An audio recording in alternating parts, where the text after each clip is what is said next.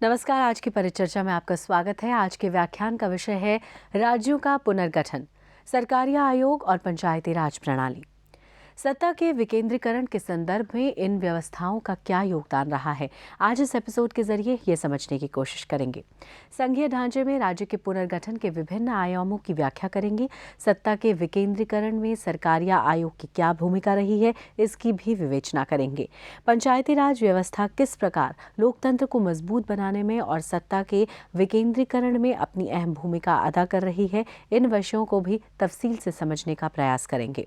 हमारे विशेषज्ञ हैं रविशंकर, जो वर्तमान में एक न्यूज चैनल में बतौर राष्ट्रीय संपादक कार्यरत है, और मैं हूं आपके साथ सुमेधा वर्मा। आज के व्याख्यान में हम जिन प्रमुख बिंदुओं पर चर्चा करेंगे वो कुछ इस प्रकार हैं।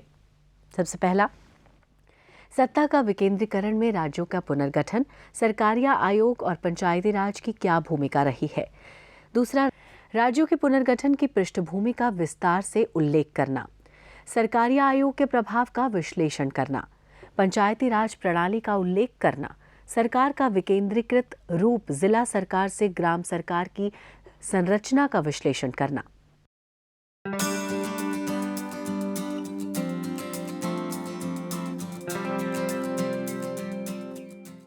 राज्य पुनर्गठन आयोगों की कवायद ब्रिटिश राज के वक्त से चली आ रही है और इसका इतिहास 100 साल से ज्यादा पुराना है। सबसे पहले 1903 में तत्कालीन ब्रिटिश भारत सरकार के गृह सचिव हर्बर्ट रिस्ले की अध्यक्षता में राज्य पुनर्गठन समिति गठित की गई थी। इसी समिति ने भाषाई आधार पर पश्चिम बंगाल के विभाजन की सिफारिश की थी, जिसके चलते 1905 में बंगाल का विभाजन हुआ था। इसके बाद 1911 में लॉर्ड हार्डिंग की अध्यक्षता में एक आयोग बना, जिसने बंगाल के विभाजन को खत्म करने का सुझाव दिया। 1918 में मार्टेग्यू चेम्सफोर्ड कमेटी की रिपोर्ट आई थी। हालांकि इससे विधिवत आयोग की तरह काम नहीं किया था, लेकिन प्रशासनिक सुधारों के बहाने इसने छोटे छोटे राज्यों के गठन का सुझाव जरूर दिया था। लेकिन उसने भाषाई और जातीय आधार पर इनके गठन को नामंजूर कर दिया था। इसके 10 साल बाद मोतीलाल नेहरू की अध्यक्षता में एक समिति गठित की गई, जिसे कांग्रेस का पूरा समर्थन था। इस समिति ने भाषा, जन इच्छा, जनसंख्या, भौगोलिक और वित्तीय स्थिति को राज्य के गठन का आधार माना। स्वतंत्रता प्राप्ति से पूर्व भारतीय राज्य क्षेत्र 2 वर्गों में विभाजित था, ब्रिटिश भारत और देसी रियासतें। ब्रिटिश भारत में 9 प्रांत थे, जबकि देसी रियासतों की संख्या 600 थी, जिसमें 542 रियासतों को छोड़कर शेष पाकिस्तान में शामिल हो गई। स्वतंत्रता प्राप्ति के बाद 1947 में ब्रिटिश प्रांतों और देशी रियासतों को मिलाकर भारत में राज्यों को 4 श्रेणियों में विभाजित किया गया। संविधान द्वारा राज्यों की श्रेणियों में विभाजन तत्कालीन उपयोगिता के आधार पर किया गया था, लेकिन सभी इस व्यवस्था से संतुष्ट नहीं थे और विभिन्न क्षेत्रों से भाषा के आधार पर राज्यों के पुनर्गठन की मौन उठने लगी। इसे ध्यान में रखते हुए भाषा के आधार पर राज्यों के पुनर्गठन के मुद्दे पर अध्ययन करने के लिए संविधान सभा ने नवंबर 1947 में इलाहाबाद के उच्च न्यायालय के अवकाश प्राप्त न्यायाधीश S.K. धर की अध्यक्षता में एक 4 सदस्यीय आयोग की नियुक्ति की। इस आयोग ने भाषा के आधार पर राज्यों का पुनर्गठन के विरोध किया और प्रशासनिक सुविधा के आधार पर राज्यों के पुनर्गठन का समर्थन किया। धर आयोग की सिफारिशों पर विचार करने के लिए 1948 में कांग्रेस पार्टी ने 3 सदस्यों वाली समिति गठित की, जिसके सदस्य थे जवाहरलाल नेहरू, वल्लभ भाई पटेल, पटाभी सीताराम मैया, जो जेबीपी समिति के नाम से प्रसिद्ध हुई। लेकिन इस समिति ने भी भाषाई आधार पर राज्यों के पुनर्गठन की मांग को खारिज कर दिया। जेबीपी आयोग की रिपोर्ट के बाद मद्रास राज्य के तेलुगु भाषियों ने पोटी श्री रामुल्लू के नेतृत्व में आंदोलन प्रारंभ किया। 56 दिन के आमरण अनशन के बाद 15 दिसंबर 1952 को रामुल्लू की मृत्यु हो गई। उनकी मौत और संयुक्त मद्रास में कम्युनिस्ट पार्टियों के बढ़ते वर्चस्व ने सरकार को अलग तेलुगु भाषी राज्य बनने पर मजबूर कर दिया था। रामुल्लू की मृत्यु के बाद प्रधानमंत्री नेहरू ने तेलुगु भाषियों के लिए पृथक आंध्र प्रदेश के गठन की घोषणा कर दी। 1 अक्टूबर 1953 को आंध्र प्रदेश राज्य का गठन हो गया। ये राज्य स्वतंत्र भारत में भाषा के आधार पर गठित होने वाला पहला राज्य था। तेलंगाना की मांग तब जोर पर नहीं थी, लेकिन जन आकांक्षाओं और प्रशासनिक सुविधाओं के आधार पर राज्यों के गठन की मांग उठती रही। इसे ध्यान में रखते हुए 22 दिसंबर 1953 में न्यायाधीश फजल अली की अध्यक्षता में पहले राज्य पुनर्गठन आयोग का गठन हुआ। इसके अन्य सदस्य हृदयानंद कुंजरू और के.एम. पड़क्कर थे। इस आयोग ने 30 सितंबर 1955 को अपनी रिपोर्ट सौंपी। इस आयोग ने राष्ट्रीय एकता, प्रशासनिक और वित्तीय व्यवहारिकता, आर्थिक विकास, अल्पसंख्यक हितों की रक्षा तथा भाषा को राज्यों के पुनर्गठन का आधार बनाया। सरकार ने इसकी सिफारिशों को कुछ सुधार के साथ मंजूर कर लिया, जिसके बाद 1956 में राज्य पुनर्गठन अधिनियम संसद ने पास किया। इसके तहत 14 राज्य तथा 9 केंद्र शासित प्रदेश बनाए गए। इसके बाद ही 1960 में बम्बई राज्य को विभाजित करके महाराष्ट्र और गुजरात का गठन हुआ। 1963 में नागालैंड गठित हुआ। 1966 में पंजाब का पुनर्गठन हुआ और उसे पंजाब, हरियाणा और हिमाचल प्रदेश में तोड़ दिया गया। इसके बाद अनेक राज्यों में बंटवारे की मांग उठी, लेकिन कांग्रेस ने अपने राजनीतिक हितों को ध्यान में रखकर बड़े राज्यों के विभाजन पर विचार किया और जरूरत होने पर ही धीरे धीरे इन्हें स्वीकार किया। 1972 में मेघालय, मणिपुर और त्रिपुरा बनाए गए। 1987 में मिजोरम का गठन किया गया और केंद्र शासित राज्य अरुणाचल प्रदेश और गोवा को पूर्ण राज्य का दर्जा दिया गया। आखिर में साल 2000 में भाजपा सरकार ने 3 और नए राज्य बनाए: छत्तीसगढ़, झारखंड और उत्तराखंड। 1 नवंबर 2000 को छत्तीसगढ़ 26वां राज्य, 9 नवंबर 2000 में उत्तरांचल, जो कि अब उत्तराखंड है, 27वां राज्य, 15 नवंबर 2000 को झारखंड 28वां राज्य और 2 जून 2014 को तेलंगाना को भारत का 29वां राज्य बनाया गया। वर्तमान समय में भारत में 29 राज्य और 7 केंद्र शासित प्रदेश है। 1950 के दशक में बने पहले राज्य पुनर्गठन आयोग की सिफारिश में राज्यों के बंटवारे का आधार भाषाई था। इसके पीछे तर्क ये दिया गया कि स्वतंत्रता आंदोलन में ये बात शिद्दत के साथ उठी थी कि जनतंत्र में प्रशासन को आम लोगों की भाषा में काम करना चाहिए ताकि प्रशासन लोगों के नजदीक आ सके। इसी वजह से तब भाषा के आधार पर राज्य बने। अगर उस समय भाषा आधार ना होता और तेलंगाना या उत्तराखंड जैसी दबाव की राजनीति काम कर रही होती तो संकट हो सकता था।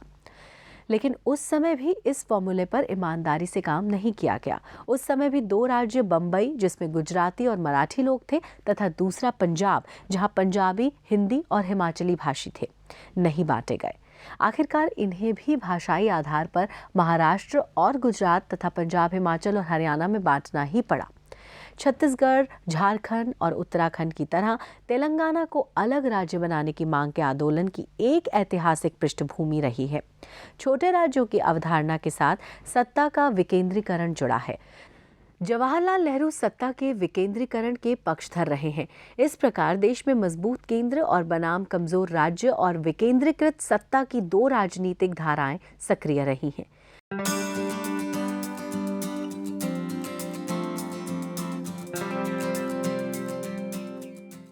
तेलंगाना राज्य के निर्माण का फैसला आते ही देश के अन्य भागों में छोटे राज्यों के निर्माण के लिए दशकों से चलते आ रहे आंदोलनों में नई जान आ गई है।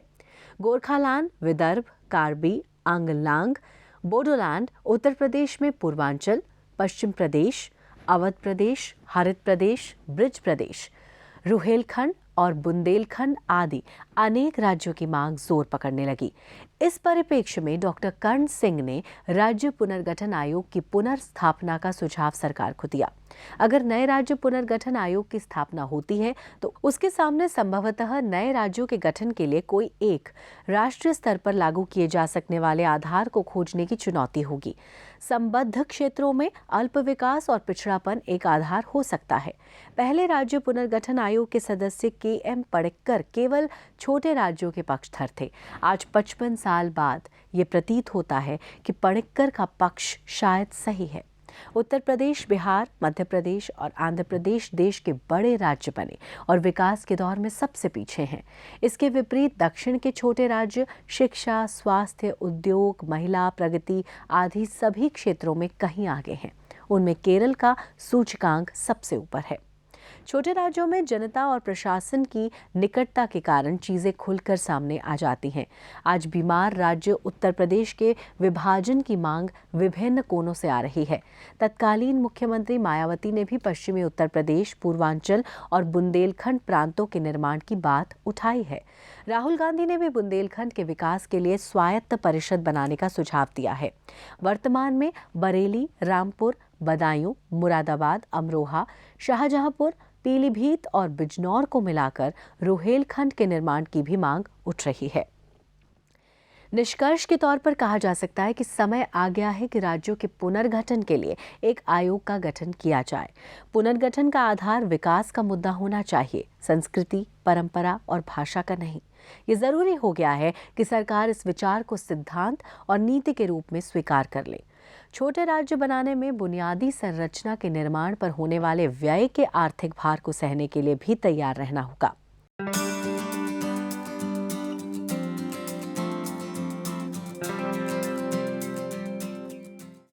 सरकारिया आयोग 24 मार्च 1983 में केंद्र सरकार ने उच्चतम न्यायालय के सेवानिवृत्त न्यायाधीश आर.एस. सरकारिया की अध्यक्षता में केंद्र राज्य संबंधों पर एक 3 सदस्यीय आयोग का गठन किया गया। आयोग से कहा गया कि वो केंद्र और राज्य के बीच सभी व्यवस्थाओं और कार्य पद्धतियों की जांच कर उचित परिवर्तन के लिए सरकार को अपना सुझाव प्रदान करे। खासकर इसका कार्य भारत के केंद्र राज्य संबंधों से संबंधित शक्ति संतुलन पर अपना सुझाव देना था। रिपोर्ट अक्टूबर 1987 में पेश की गई और इसका सार आधिकारिक तौर पर जनवरी 1988 में जारी किया गया। आयोग ने वर्तमान व्यवस्था में कोई भी गंभीर परिवर्तन करने का सुझाव नहीं दिया, परंतु इसने केंद्र और राज्यों के बीच विद्यमान गतिरोधों को दूर करने के लिए संवैधानिक तथा कार्य पद्धति में परिवर्तन करने का सुझाव अवश्य दिया। इसने इस मांग को खारिज कर दिया कि केंद्र की शक्तियों में कटौती हो, बल्कि इसने स्पष्ट भी किया कि राष्ट्रीय एकता एवं अखंडता के लिए मजबूत केंद्र का होना आवश्यक है। हालांकि उसने सशक्त केंद्र का मतलब ये नहीं बताया कि शक्तियों का केंद्रीकरण हो। आयोग ने केंद्र सरकार को शक्तियों को कम करने अथवा राज्य और समवर्ती सूची में नए विषयों को जोड़े जाने का समर्थन नहीं किया। आयोग ने सिफारिश की कि समवर्ती सूची के संबंध में केंद्र द्वारा राज्यों से परामर्श किया जाना चाहिए, जैसा कि अभी तक नहीं किया जा सका। सरकारिया आयोग द्वारा दी गई सिफारिशों को न तो राजीव गांधी की कांग्रेस सरकार और न ही वीपी सिंह की राष्ट्रीय मोर्चा सरकार ने स्वीकार किया। बाद में जब पीवी नरसिम्हा राव के नेतृत्व में कांग्रेस पुनः सत्ता में आई तो सुप्रीम कोर्ट के दबाव में इसने सरकारिया आयोग की कुछ सिफारिशों को लागू करने का निर्णय लिया। कर्नाटक के पूर्व मुख्यमंत्री एस.आर. बोम्मई ने अपनी सरकार की बर्खास्तगी को 1989 में सुप्रीम कोर्ट में चुनौती दी थी और राज्य विधानसभा में शक्ति परीक्षण कराने के उनके आग्रह को राज्यपाल द्वारा ठुकरा देने के निर्णय पर सवाल उठाया था।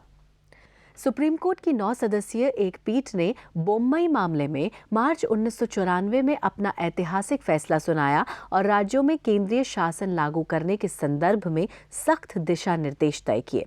न्यायमूर्ति सरकारिया ने केंद्र राज्य संबंधों और राज्यों में संवैधानिक मशीनरी ठप हो जाने की स्थितियों की व्यापक समीक्षा की और 1988 में सौंपी गई अपनी रिपोर्ट में उन्होंने इस संदर्भ में समग्र दिशा निर्देश सामने रखे।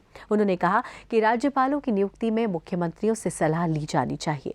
राज्यपालों के पक्षपातपूर्ण आचरण पर अंकुश लगाने के लिए कदम उठाए जाने चाहिए। यदि चुनाव में किसी दल या गठबंधन को स्पष्ट बहुमत नहीं मिलता है तो राज्यपाल को सबसे बड़े चुनाव पूर्व गठबंधन को सरकार बनाने के लिए आमंत्रित करना चाहिए।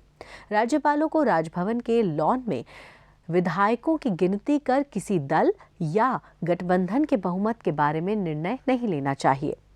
बहुमत का परीक्षण राज्य विधानसभा में ही होना चाहिए। इसके पश्चात जब जून 1996 में देवेगौड़ा की संयुक्त मोर्चा सरकार सत्ता में आई तो इसने भारतीय व्यवस्था को वास्तविक संघीय स्वरूप देने के उद्देश्य से सरकारिया आयोग की सिफारिशों को पूरी तरह से लागू करने की घोषणा की। इसने सरकारिया कमीशन की सिफारिशों का निरीक्षण करने और उन्हें आधुनिकतम बनाने के उद्देश्य से एक उच्च स्तरीय समिति का गठन किया। सरकार ने 6 साल के अंतराल के बाद अंतरजातीय परिषद को सक्रिय किया और केंद्र एवं राज्यों के बीच विवादपूर्ण विषयों का परीक्षण करने के लिए एक पैनल का गठन किया। जनवरी 1999 में इंटरस्टेट काउंसिल ने सरकारिया आयोग द्वारा की गई सिफारिशों में से 124 सिफारिशों को स्वीकार करने का निर्णय किया।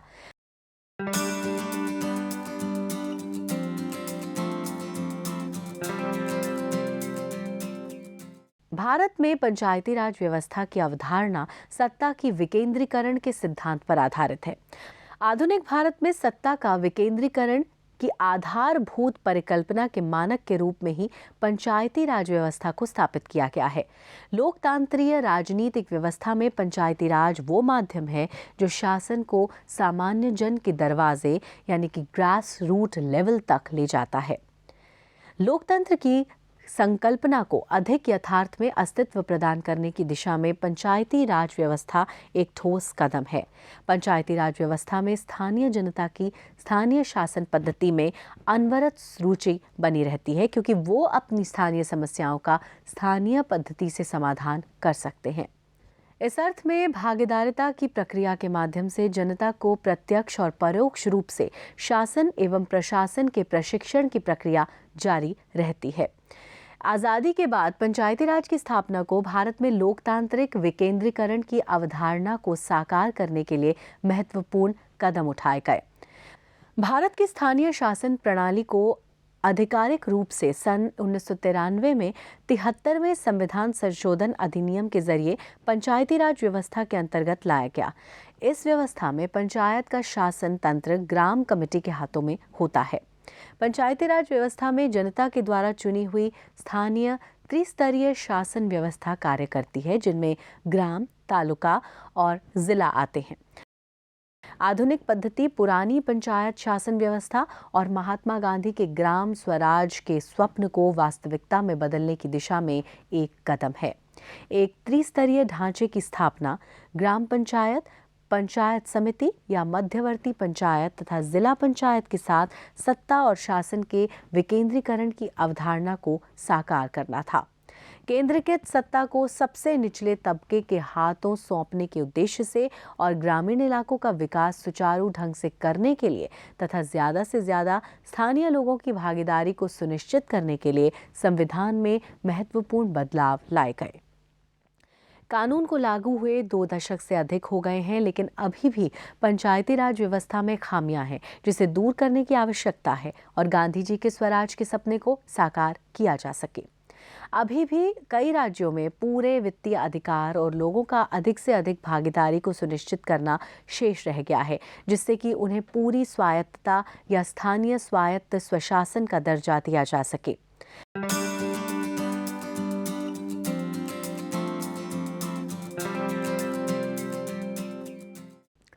स्वतंत्रता प्राप्ति के बाद गांधी जी के प्रभाव से पंचायती राज व्यवस्था पर विशेष बल दिया गया और इसके लिए केंद्र में पंचायती राज एवं सामुदायिक विकास मंत्रालय की स्थापना की गई और एसकेडी को इस विभाग का मंत्री बनाया गया।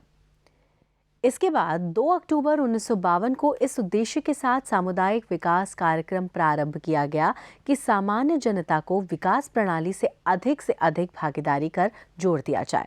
इस कार्यक्रम के अधीन खंड को इकाई मानकर खंड के विकास हेतु सरकारी कर्मचारियों के साथ सामान्य जनता को विकास की प्रक्रिया से जोड़ने का प्रयास किया गया, लेकिन जनता को अधिकार नहीं दिया गया, जिस कारण ये सरकारी अधिकारियों तक सीमित रह गया और ये असफल भी हुआ। इसके बाद 2 अक्टूबर 1953 को राष्ट्रीय प्रसार सेवा को प्रारंभ किया गया, जो असफल हुआ। फलस्वरूप शासन के विकेंद्रीकरण के लिए कई समितियों का गठन किया गया, जो समय समय पर अपने सुझाव देते रहे। उनमें प्रमुख कमेटियों के सुझाव इस प्रकार रहे। बलवंत राय मेहता समिति 1957। सामुदायिक विकास कार्यक्रम तथा राष्ट्रीय प्रसार सेवा के असफल होने के बाद पंचायत राज व्यवस्था को मजबूत बनाने की सिफारिश करने के लिए 1957 में बलवंत राय मेहता की अध्यक्षता में ग्रामोद्धार समिति का गठन किया गया। इस समिति ने गांव के समूहों के लिए प्रत्यक्षतः निर्वाचित पंचायतों, खंड स्तर पर निर्वाचित तथा नामित सदस्यों वाली पंचायत समितियों और जिला स्तर पर जिला परिषद गठित करने का सुझाव दिया। मेहता समिति की सिफारिशों को 1 अप्रैल 1958 को लागू किया गया और इस सिफारिश के आधार पर राजस्थान राज्य की विधानसभा ने 2 सितंबर 1959 को पंचायती राज अधिनियम पारित किया और इस अधिनियम के प्रावधानों के आधार पर 2 अक्टूबर 1959 को राजस्थान के नागौर जिले में पंचायती राज का उद्घाटन किया गया। अशोक मेहता समिति की सिफारिशें 1977। बलवंत राय मेहता समिति की सिफारिशों के आधार पर स्थापित पंचायती राज व्यवस्था में कई कमियां उत्पन्न हो गई, जिन्हें दूर करने के लिए सिफारिश करने के लिए 1977 में अशोक मेहता समिति का गठन किया गया। इस समिति में 13 सदस्य थे। समिति ने 1978 में अपनी रिपोर्ट केंद्र सरकार को सौंप दी, जिसमें 132 सिफारिशें की गई थी। GV राव समिति 1985। 1985 में डॉक्टर GV राव की अध्यक्षता में एक समिति का गठन करके उसे ये कार्य सौंपा गया कि वो ग्रामीण विकास तथा गरीबी को दूर करने के लिए प्रशासनिक व्यवस्था पर सिफारिश करे। इस समिति ने राज्य स्तर पर राज्य विकास परिषद, जिला स्तर पर जिला परिषद, मंडल स्तर पर मंडल पंचायत तथा गांव स्तर पर गांव सभा के गठन की सिफारिश की। इस समिति ने विभिन्न स्तरों पर अनुसूचित जाति तथा जनजाति एवं महिलाओं के लिए आरक्षण की भी सिफारिश की, लेकिन समिति की सिफारिश को अमान्य कर दिया गया। LM सिंघवी समिति 1986। 1986 में पंचायती राज संस्थाओं के कार्यों की समीक्षा करने तथा उसमें सुधार करने के संबंध में सिफारिश करने के लिए सिंघवी समिति का गठन किया गया।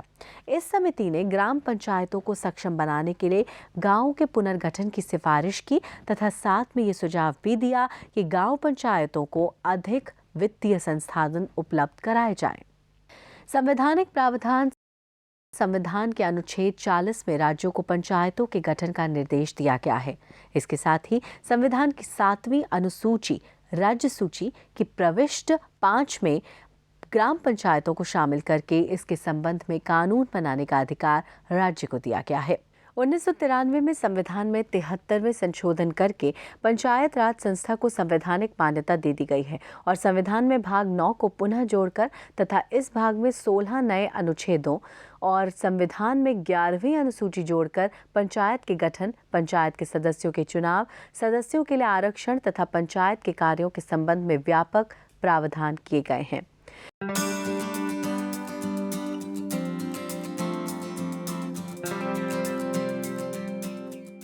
पंचायतों की संरचना संविधान यानी कि 73वां संशोधन अधिनियम 1992 द्वारा त्रिस्तरीय पंचायती राज व्यवस्था का प्रावधान किया गया है। इसके अनुसार सबसे निचले अर्थात ग्राम स्तर पर ग्राम सभा जिला पंचायत के गठन का प्रावधान है। मध्यवर्ती अर्थात खंड स्तर पर क्षेत्र पंचायत और सबसे उच्च अर्थात जिला स्तर पर पंचायत के गठन का प्रावधान किया गया है।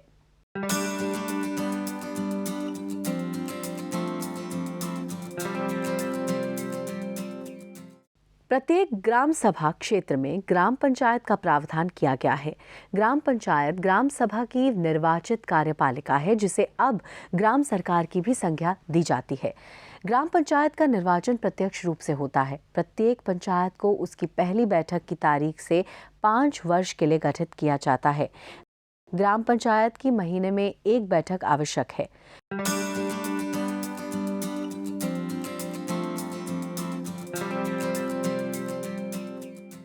ग्राम पंचायत के प्रमुख कार्य हैं कृषि, ग्राम्य विकास, प्राथमिक शिक्षा, युवा कल्याण, पेंशन, स्वास्थ्य, नलकूपों की मरम्मत व रखरखाव, छात्रवृत्तियों को स्वीकृति और वितरण का कार्य आदि।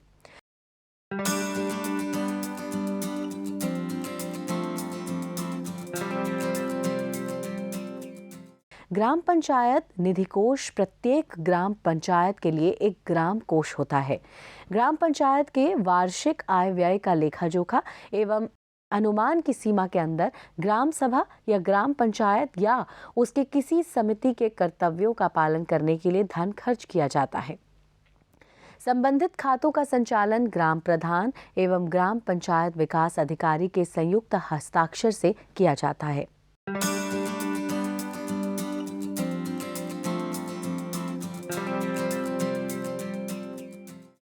पंचायती राज व्यवस्था का शीर्ष स्तर जिला पंचायत है, जिसे जिला सरकार की संज्ञा भी दी जाती है। इसका अध्यक्ष अप्रत्यक्ष रूप से निर्वाचित होता है।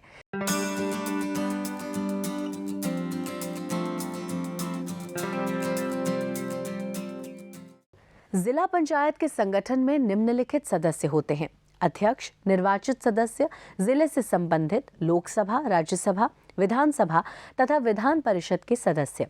महिलाओं के लिए 1/3 स्थान आरक्षित होता है। सचिव जिला पंचायत का प्रमुख अधिकारी होता है। वो जिला पंचायत की मांग पर सरकार द्वारा नियुक्त किया जाता है। सचिव जिला पंचायत का बजट तैयार करता है तथा उसे जिला पंचायत के सम्मुख प्रस्तुत करता है। वो जिला पंचायत की ओर से सरकारी अनुदान तथा धन प्राप्त करता है। उसके द्वारा जिला पंचायत के आय व्यय की अदायगी की जाती है। मुख्य कार्यपालिका अधिकारी ये प्रांतीय सरकार द्वारा भारतीय प्रशासनिक सेवा के उच्च टाइम स्केल अधिकारियों में से नियुक्त किया जाता है। जिला पंचायत के कार्य: जिला पंचायत जिले में क्षेत्र पंचायतों तथा पंचायतों के कार्यों में तालमेल उत्पन्न करती है, उनको परामर्श देती है तथा उनके कार्यों की देखभाल करती है। जिला पंचायत को स्वास्थ्य, शिक्षा तथा समाज कल्याण आदि के क्षेत्रों में कार्यकारी कार्य भी करने पड़ते हैं। आय के स्रोत: केंद्र तथा राज्य सरकारों द्वारा अनुदान, अखिल भारतीय संस्थाओं से प्राप्त अनुदान, राजस्व का निश्चित हिस्सा, जिला पंचायत द्वारा क्षेत्र पंचायतों में से की गई वसूलियां, जिला पंचायत द्वारा प्रशासनिक ट्रस्टों से आय, जिला पंचायत द्वारा तथा लोगों द्वारा दिया गया अनुदान, जिला पंचायत सरकारी ऋण तथा सरकार की पूर्व अनुमति से गैर सरकारी ऋण भी ले सकती है।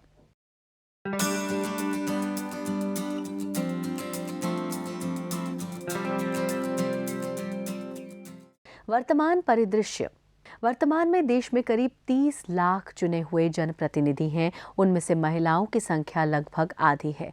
ये सदस्य 2,40,000 ग्राम पंचायत, 6,000 ब्लॉक और 500 जिलों का प्रतिनिधित्व करते हैं। पंचायत व्यवस्था देश के करीब 96% ग्रामीण आबादी यानी 5,80,000 गाँव तक फैला हुआ है। सत्ता के विकेंद्रीकरण का ये स्वरूप विश्व का सबसे बड़ा और लोकतंत्र के इतिहास का अनोखा प्रयोग है। संविधान की परिकल्पना में पंचायत लोकशाही या स्वराज व्यवस्था की एक इकाई है, लेकिन देश के संघीय ढांचे के कारण वित्तीय और दूसरे अधिकार अभी भी राज्य विधान पालिका के विवेक पर निर्भर हैं। फलस्वरूप जनप्रतिनिधि संस्थाओं के अधिकारों और कार्यों का स्वरूप प्रत्येक राज्यों में अलग देखने को मिलता है। इसके बावजूद भी पंचायती राज व्यवस्था ने लोकतंत्र को मजबूत और सुदृढ़ बनाने में दिशा में महत्वपूर्ण मकाम हासिल कर संवैधानिक दर्जा प्राप्त किया है। शासन के सबसे निचले स्तर यानी पंचायतों को अपने विकास में प्रत्यक्ष हिस्सेदारी का ऐसा प्रयोग विश्व में और कहीं देखने को नहीं मिलता है। आज के इस व्याख्यान में हमने जिन प्रमुख बिंदुओं पर चर्चा की है वो कुछ इस प्रकार हैं। सत्ता के विकेंद्रीकरण में राज्यों का पुनर्गठन, सरकारिया आयोग और पंचायती राज की क्या भूमिका रही है, राज्य के पुनर्गठन की पृष्ठभूमि का विस्तार से उल्लेख करना, सरकारिया आयोग के प्रभाव का विश्लेषण करना, पंचायती राज प्रणाली का उल्लेख करना, सरकार का विकेंद्रीकृत रूप जिला सरकार से ग्राम सरकार की संरचना का विश्लेषण करना। अब हम अपनी चर्चा को यहीं पर समाप्त करते हैं। आपकी सलाह और प्रश्न हमेशा आमंत्रित हैं। नमस्कार।